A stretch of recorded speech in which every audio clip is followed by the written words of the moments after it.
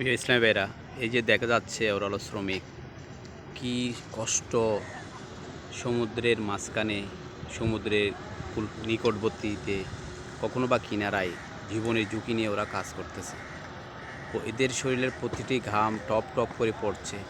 আমরা সামান্য একটু পরিশ্রম করলে আমরা এসি খুঁজি, আমরা কখনো ফ্যান খুঁজি, আমরা শান্তি খুঁজি, কিন্তু এদের পরিশ্রমটা দেখেন। ওরা পরিবার পরিজনের জন্য, জীবন জীবিকা তাগিদের জন্য নিজের জীবনের ঝুঁকি নিয়ে ওরা কাজ করছে। সমুদ্রের সাথে, তরঙ্গের সাথে ওরা প্রতিনিয়ত হয়ে ওরা সংগ্রাম করে যাচ্ছে। ইসলামী ভাইরা, আমরা এই থেকে একটা শিক্ষা অর্জন করতে পারি যে আমরা সামান্য একটু পরিশ্রম করলে আমরা ক্লান্ত অনুভব করি। আমাদের ইসলামী অনেক ভাইকে যখন আমরা ইসলামের যখন মিলাদ মাহফিল বা আমরা যখন ওসিয়তে দাওয়াত দিই, তখন অনেকে নিজেকে ক্লান্ত বোধ করে। কিন্তু এই যে ভাইরা, একটু এখানে কোনো চেয়ার আছে, কোনো বসার কোনো প্লেস আছে, কত কষ্ট, শুধু দাঁড়িয়ে দাঁড়িয়ে ঘাম টপ টপ করে পড়তেছে।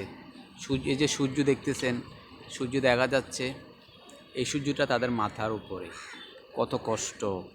এই থেকে আমরা শিক্ষা অর্জন করি, কষ্ট না করলে কখনো আপনি আল্লাহর আউলিয়া হতে পারবেন না। পরিশ্রমে ধন আনে, পরিশ্রম করতে হবে।